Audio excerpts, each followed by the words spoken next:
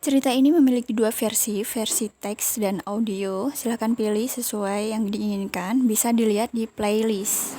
Bagian 9. Ketika teman jadi lawan. Dava duduk bersandar di kursi kayu teras depan. Sesekali mengembuskan napas berat bersama asap rokok. Tatapannya menerawang dengan pikiran melayang. Tersenyum hanya saat membalas sapaan tetangga atau satpam yang lewat di pelataran. Ia mematikan rokok ke asbak lalu melepas kancing bagian dada. Cuaca siang ini cukup panas. Bahkan pohon mangga di depan pagar tak mampu menyejukkan. Aira muncul membawa secangkir kopi susu. Meletakkan di meja bundar lalu duduk di kursi seberang Dava.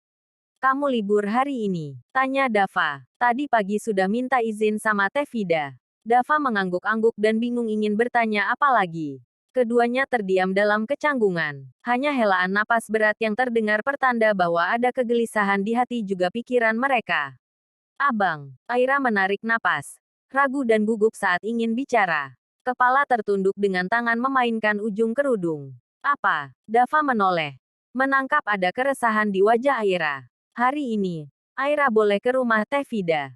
Boleh. Aira mengangkat wajah menatap Dava. Boleh. Menginap untuk malam ini. Lirihnya hampir tak terdengar. Raut wajah menggambarkan betapa canggung dan gugup dirinya.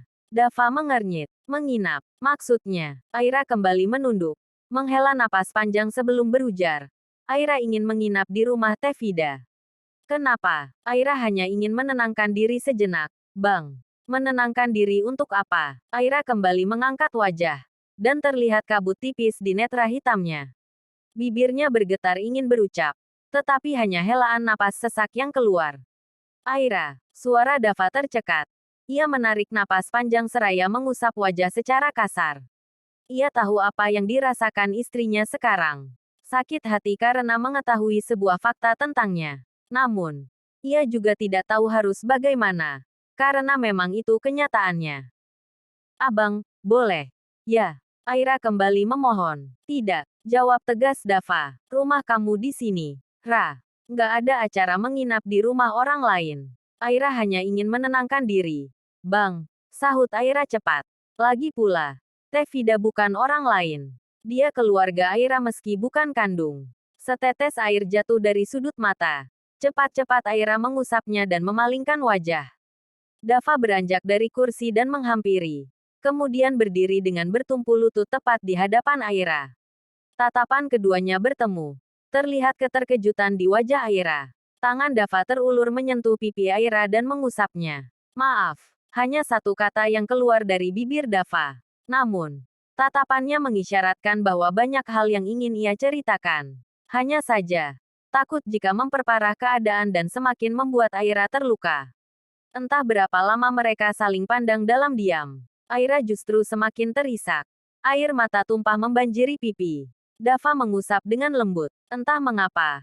Hatinya ikut merasakan nyeri saat melihat sang istri sakit hati. Dava meraih tangan kanan Aira dan meletakkan di dadanya. Aira mengernyit dan bertanya lewat tatapan setelah mengusap kasar mata. Tolong. Ra, bantu aku untuk menghapus masa laluku. Tolong bantu aku untuk menatap masa depan sama kamu. Aira menggeleng dan setetes air kembali jatuh. Aira nggak bisa berbuat apa-apa. Bang. Itu hati abang. Dan abang sendiri yang bisa mengubahnya. Aku sudah berusaha semampuku. Ra. Ini memang hatiku.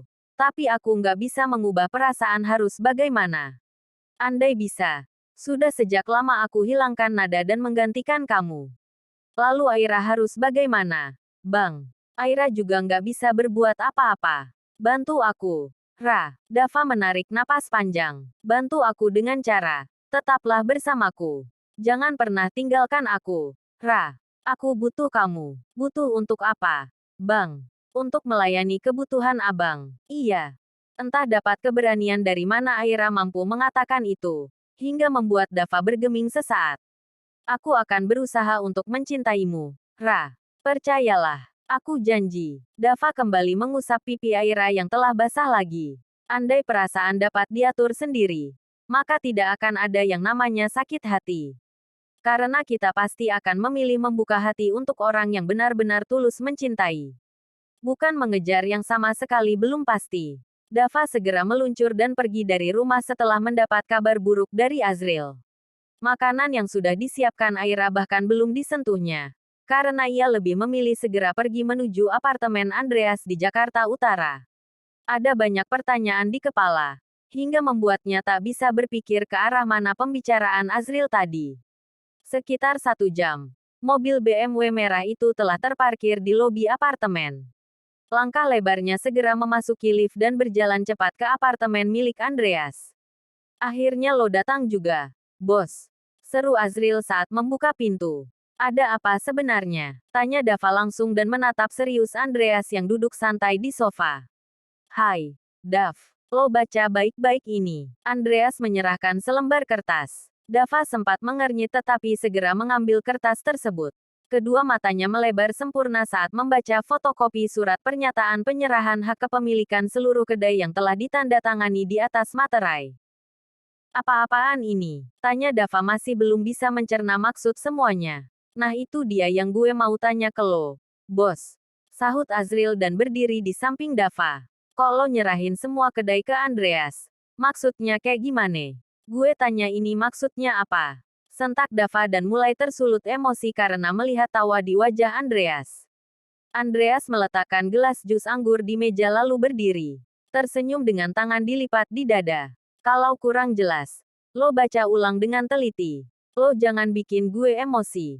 Dava menatap nanar. Namun, Andreas justru tertawa.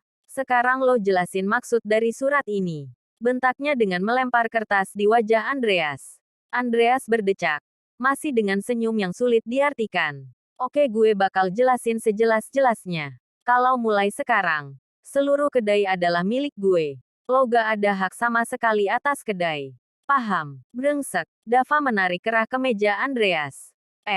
Bos. Azriel mendekati dan mencoba menenangkan. Sabar. Jangan emosi begini. Coba selesain baik-baik. Lo juga. Dava melotot ke arah Azriel. Jangan-jangan lo juga bersekongkol dengan dia. Wush. Azriel mengangkat kedua tangan ke udara. Gue gak tahu apa-apa, bos. Sumpah. Andreas cekikikan sambil merapikan kemeja birunya yang kusut. Dava, lo bisa apa sekarang tanpa jabatan? Lo udah gak bisa sok berkuasa lagi. Karena lo udah gak punya apa-apa. Dava mendengkus kasar. Lo jangan main-main sama gue. Gue bisa bawa kasus ini ke jalur hukum. Karena gue sama sekali nggak pernah merasa menandatangani surat pernyataan yang lo buat itu.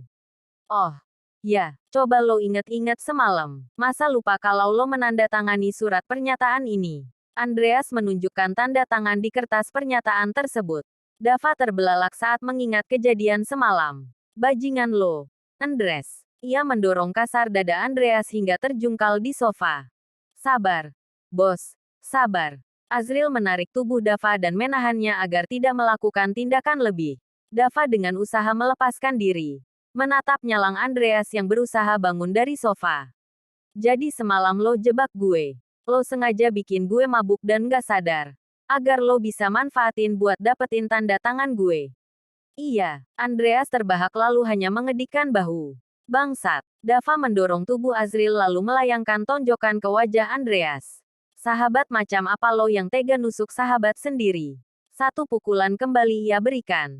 Cukup. Azriel kembali melerai. Tahan. Dav. Andreas masih bersikap tenang. Tangannya mengusap darah di ujung bibir. Setelah itu cengiran kemenangan tetap ia tampilkan. Melihat sikap Andreas yang seakan menghina, Dava kembali memberontak tetapi Azriel menahan sekuat tenaga. Tahan. Dav. Bentak Azriel. Sahabat. Lo bilang. Andreas mendengkus kasar. Gue bahkan gak pernah ngerasa lo nganggap gue selayaknya sahabat. Lo itu selalu memperlakukan gue layaknya bawahan. Kacung. Yang sama sekali gak ada harga dirinya. Gak ada hak buat ngeluarin pendapat. Itu karena lo yang selalu berusaha ngerebut posisi gue. Lo selalu ingin berada jauh di atas. Iya. Kan? Sahut Dava menggebu. Ya, karena gue udah lama muak sama tingkah lo yang sok bos. Sok berkuasa atas segalanya. Padahal tanpa bantuan gue, lo bisa apa? Hah, oh. Jadi lo mulai perhitungan. Kalau gitu, seharusnya lo ambil milik lo. Bukan ngerampas semua yang bukan hak lo. Andreas terbahak. Mengusap wajah lalu kembali duduk di sofa dengan santainya. Soal itu, gue udah kepikiran sejak lama. Gue pengen ambil milik gue dan buka sendiri terpisah dari lo. Tapi, selalu gue urungkan karena menghargai perjuangan awal kita. Tapi makin ke sini, lo makin semena-mena dan seenak ego lo sendiri. Jadi, gue lebih suka ngasih pelajaran sama lo. Tega lo, Andres. Sahut Azril dan perlahan melepas tangan dari tubuh Dava. 70% usaha kita ini. Dava yang modalin. Dan lo ngerampas gitu aja. Sakit lo nggak usah ikut campur. Gue heran sama lo. Masih aja mau-maunya diperbudak sama dia. Andreas mendengkus pelan.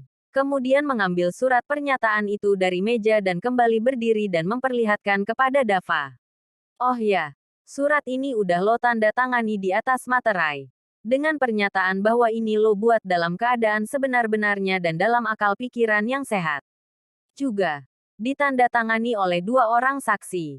Jadi surat ini sah secara hukum. Dava menatap Nanar dengan rahang mengeras juga napas memburu. Tetapi tetap mencoba diam. Azril sendiri hanya menggelengkan kepala tak percaya. Kalau lo mau sih, gue masih berbaik hati mempekerjakan lo di kedai. Karena gue tahu, kalau rumah sama mobil lo belum lunas. Gimana? Andreas tersenyum puas melihat ekspresi Dava. Ini namanya penipuan. Andres, kalau ini dibawa ke jalur hukum, lo juga bisa kalah karena lo membuat surat pernyataan dengan menjebak Dava. Dan Dava mau tanda tangan karena dalam keadaan nggak sadar. Azril ikut tersulut emosi juga akhirnya. Silakan aja kalau mau memperkarakan ke jalur hukum. Gue nggak takut. Dava merampas kertas tersebut dari tangan Andreas dan merobeknya secara kasar.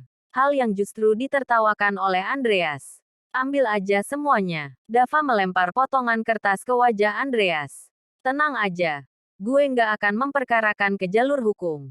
Meski gue yakin bisa memenangkan kasus ini. Gue males memperpanjang. Kalau lo mau, ambil aja semuanya biar lo puas. Andreas mengangguk-angguk. Bagus kalau gitu. Jadi, mulai sekarang lo beresin barang-barang lo di kantor. Anjir lo, Andres. Seru Azril geram. Dava menyeringai miris dan mendengkus pelan. Thanks. Ya, buat semuanya. Makasih banyak karena lo udah nunjukin arti persahabatan kita selama 10 tahun ini. Makasih karena lo. Gue jadi belajar. Jangan terlalu percaya sama orang. Walaupun dia sahabat dekat sendiri. Karena kita nggak pernah tahu.